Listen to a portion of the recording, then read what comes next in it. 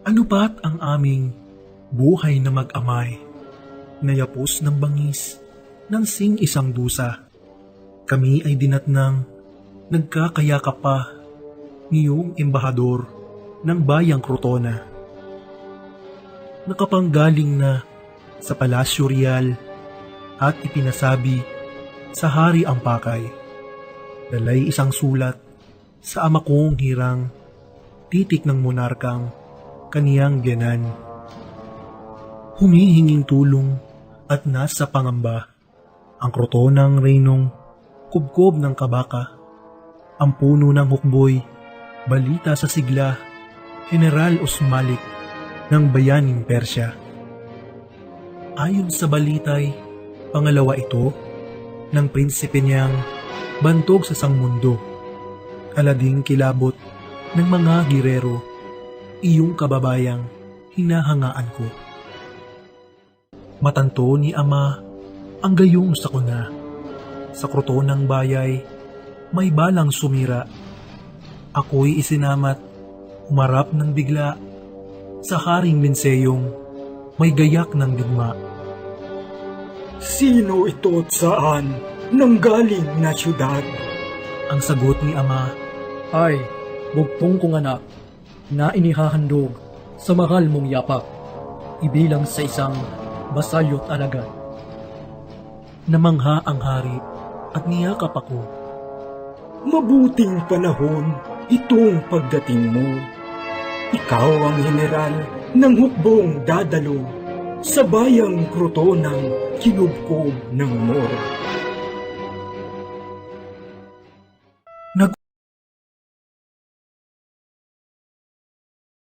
Nagupuan kamit, saka nagpanayam ng balabalakit, may halagang bagay.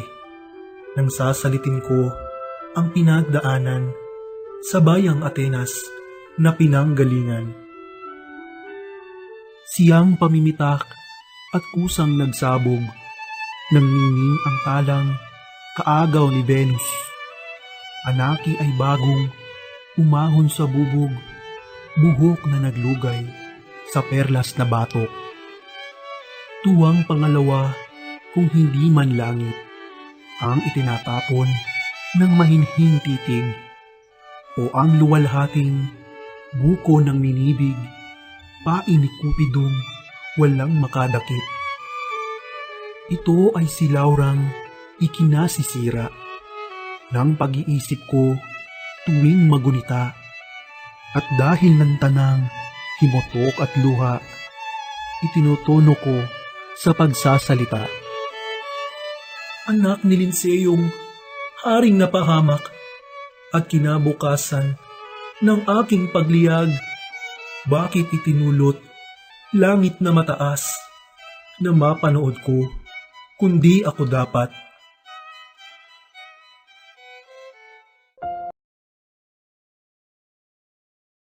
Salamat at noong sa kinabukasan, hukbo ko'y lalakad sa Crotonang bayan.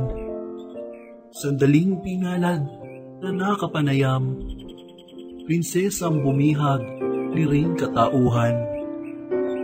Ipinahayag ko na wikang mairog ng buntong hininga, luha at himutok, ang matinding sintang ikinalulunod, magpahanggang ngayon ng buhay kong kapos. Ngunit kung ang ooy di man binitiwan, naliwanagan din, sintang nadidimlan, at sa pagpanaw ko ay pinabaunan ng mahihiyang perlas na sa matay nukal. Dumating ang bukas ng aking pag-alis. Sino ang sasayod ng bumugsong sakit? Dini sa puso ko'y aliw ang hinagpis na hindi nagtimo ng kanyang kalis. At kung di sa luhang pabaon sa akin, namatay na muna bago ko naatid. Dusang di lumikat hanggang sa dumating sa bayang kubkob ng hilahit. Makita ng piling General Usmalik, ang aking marahas na paminiyabis. 7 susunghanay sa dulo ng galis. Winahin ng tabak nang ako'y masapit.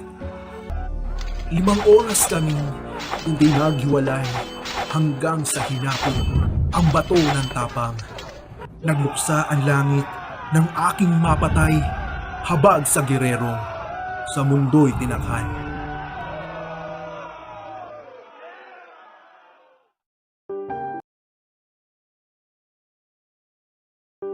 Sinalubong kami ng Haring Dakila, kasama ang buong bayang natimawa. Ang pasasalamat ay di maapula sa di magkawastong nagpupuring dila. Lalo na ang tuwa nang ako'y matatap na apo ng hari nilang nililiyag. Ang monarka na may di munti ang galak, luha ang nagsabi ng ligayang ganap.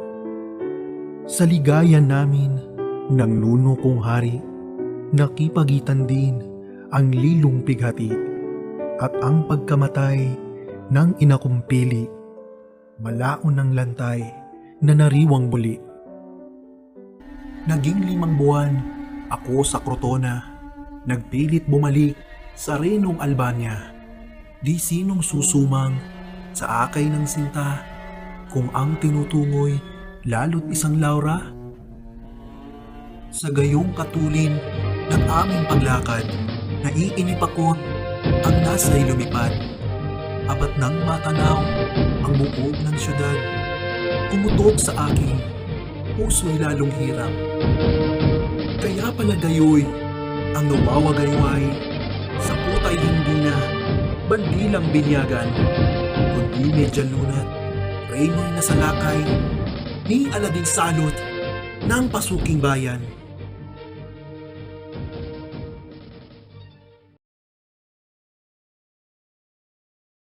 Ang akay kong hukboy, usang pinahimpil sa paa ng isang bundok na mabangin. Di kaginsa-ginsay, natanawan namin, pulutong ng morong, lakad ay mahinhin. Isang binibini, ang gapos na taglay, nasa damdam namin, tangkang pupugutan, ang puso ko'y lalong naipit ng lumbay, sa agonitang baka, si Laura kong buhay. Kaya di napigil ang akay ng loob, at ang mga moro'y bigla kong nilusob, palad ng tumakbo at hindi natapos, sa aking pamuksang kalis na may puot.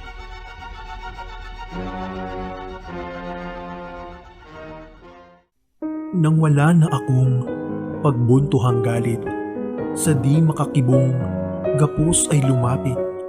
Ang takip sa mukha ng aking ialis, abakot si Laura, may lalo pang sakit.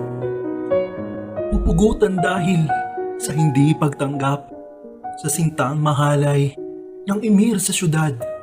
Nang mag-asal hayop, ang morong pangahas, tinampal sa mukha ang himalang dilag. Aking dali-daling kinalag sa kamay ang lubid na walang awa at pitagan.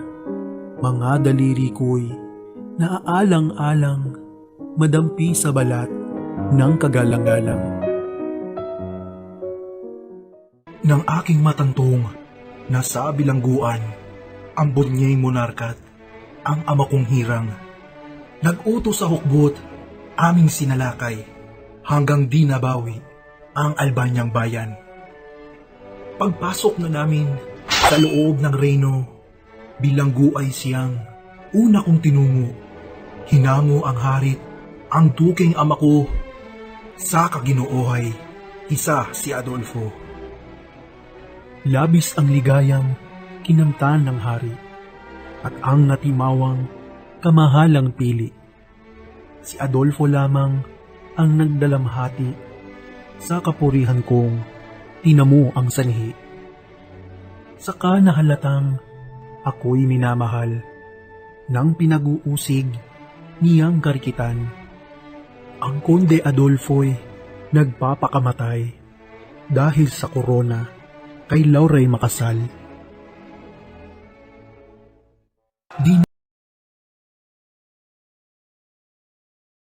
Di nag-ilang buwan ang sarinong tuwa at pasasalamat sapagkat timawa.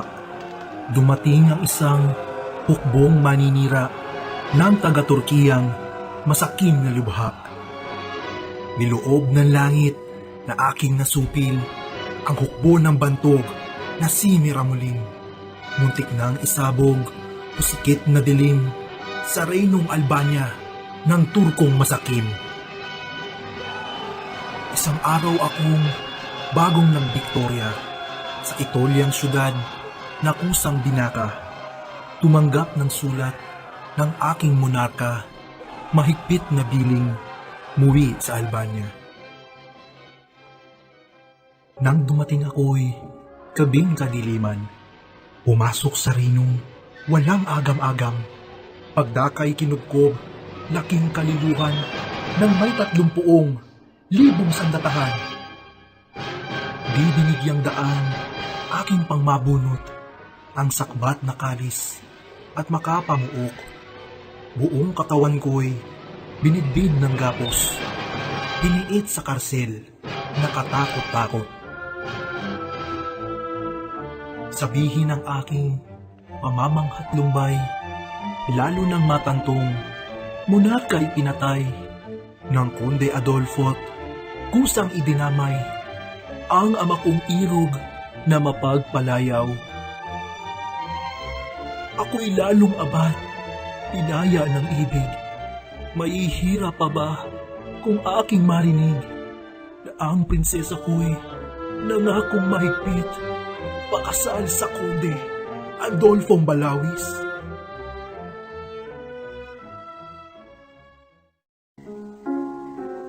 Sa pagkabilanggong 18 araw, naiinip ako ng di pagkamatay. Gabi ng hanguit, ipinagtuluyan. Sa gubat na ito't kusang ipinugal. Di lang makalawang maligid ni Febo ang sandaigdigan sa pagkagapos ko nang inaakalang nasa ibang mundo. Imulat ang matay, nasa kandungan mo. Ito ang buhay kong silu-silong sakit at hindi patanto ang huling sasapit. Mahabang salita ay dito nakatid. Ang gerero naman ang siyang nagsulit.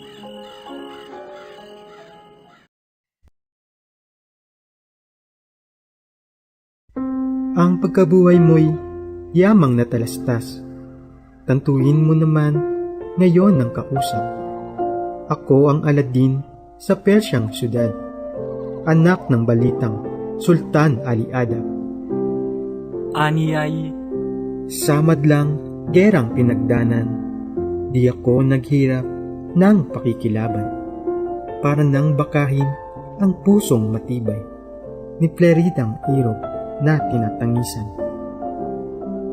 Ano pa't pinalad na aking dinain, sa katyagaan ang pusong matipid, at pagkakaisa ng dalawang dibdib, pagsinta ni amay na buyong gumiit. Dito namin nulan ang pagpapahirap, sa akit ni Nasang buhay ko'y mautas, at nang magbiktorya sa Albanyang syudad, pagdating sa Persya'y binilanggo agad. Ang ibinuhat na kasalanan ko, di pa utos niya'y iniwan ang hukbo, at nang mabalitang reyno'y nabawi mo, ako'y hinatulang pugutan ng ulo. Nang gabing malungkot na kinabukasan, wakas na tadhanang ako'y pupugutan. Sa karsel ay nasok ang isang general, dala ang patawad na lalong pamatay. Tadhanang maigpit ay malis pagdaka, huwag mabukasan sa reyno ng Persya. Sa munting pagsuway, buhay ko ang dusa, sinunod ko't utos ng hari ko't ama.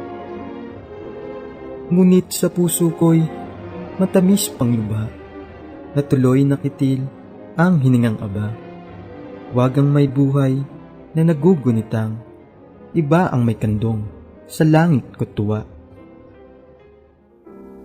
May 6 na ngayong taong walang likat, nang nilibot-libot na kasamay hirap. Napatigil dito't sila'y may namatiyag, nagsasalitaan sa loob ng gubat.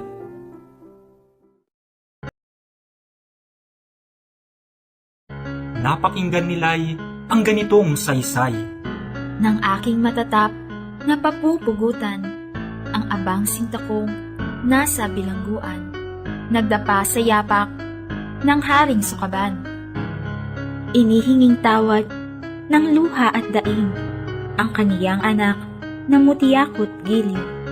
Ang sagot ay kundi kusa kong tanggapin, ang pagsinta niya'y di patatawarin. Ang di nabalinong matibay kong dibdib, ng suyo ng hari, bala at paghibig. Naglambot na kusat, pumain sa sakit, at nang mailigtas ang buhay ng ibig. Isang hating gabing kadilimay lubha, lihim na naghugos ako sa bintana. Walang kinasama kung hindi ang nasang matuntun ang sinta kung nasa ang lupa. May ilan ng taon, ako'y naglagalag, na pinapalasyo ang bundok at gubat. Dumating nga rito'y kita'y nailigtas sa masamang nasa niyong taong sukhab. Salita'y nahinto sa biglang pagdating ng Duke Florante, Prinsipe Aladin, na pagkakilala sa boses ng giliw, ang gawi ng puso'y di napigil-pigil.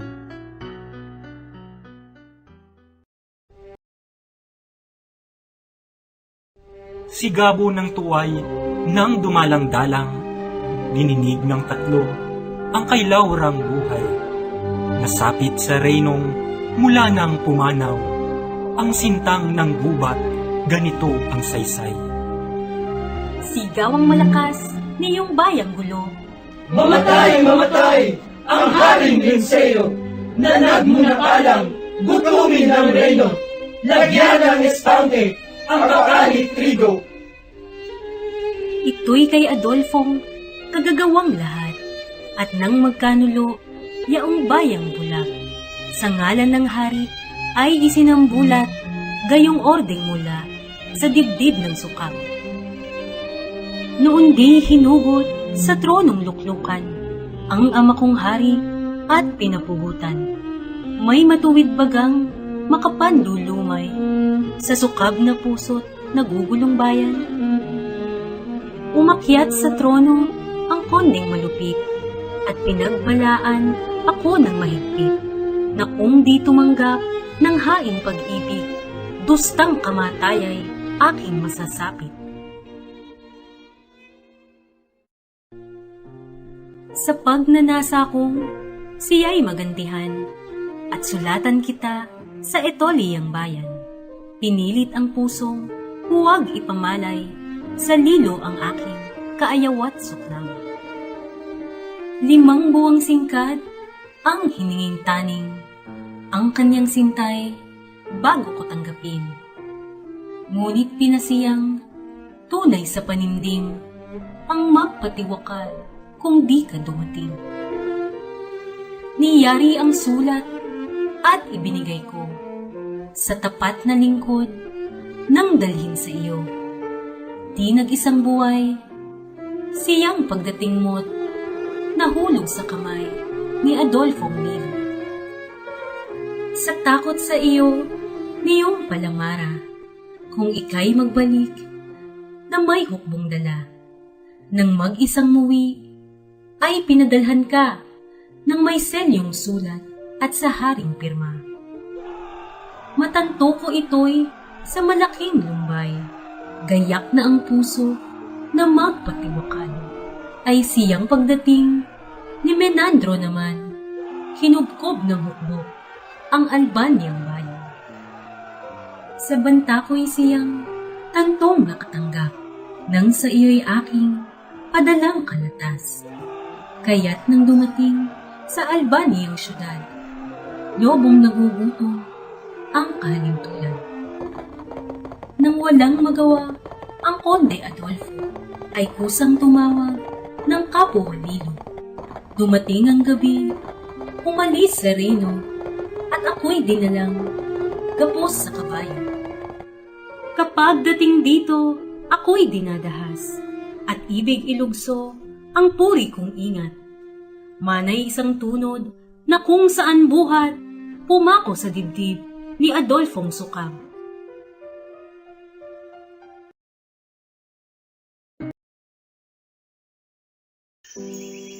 Sagot ni Florida, Nang dito'y sumapit, ay may napakinggang binibining boses. Napakiramdam ko'y binibigyang sakit na hambal ang aking mahabaging dibdib. Nang paghanapin ko'y ikaw ang nataos. Pinipilit niyong taong balakiyot. Hindi ko nabatat, bininit sa busog ang isang palasong sa lilo'y tumapos. di pa napapatid itong pangungusap. Si Minandro'y siyang pagdating sa gubat. Dalay ehersito't si Adolfo'y hanap. Nakita'y katoto, laking tuwa't galak. Dinala sa reynong ipinagdiriwang, 10 ni Aladit ni Floridang hirang. Kapwa tumanggap na mga binyagan, magkakasing sintat na raos na kasal. Namatay ang bunying Sultan Ali Adab. Nuwi si Aladin sa Persyang syudad. Ang Duke Florante sa trono'y naakyat. Sa piling ni Laurang minumuti ang liyag. Sa pamamahala nitong bagong hari, sa kapayapaan ang reyno'y nauwi. Dito nakabangon ang nalulugami at napasatuwa ang nagpipighati. Nagsasama silang lubhang mahinusay hanggang sa nasapit ang payapang bayan. Tigil aking musat, kusa kang lumagay, sa yapak ni Selyat, dalhin yaring ay.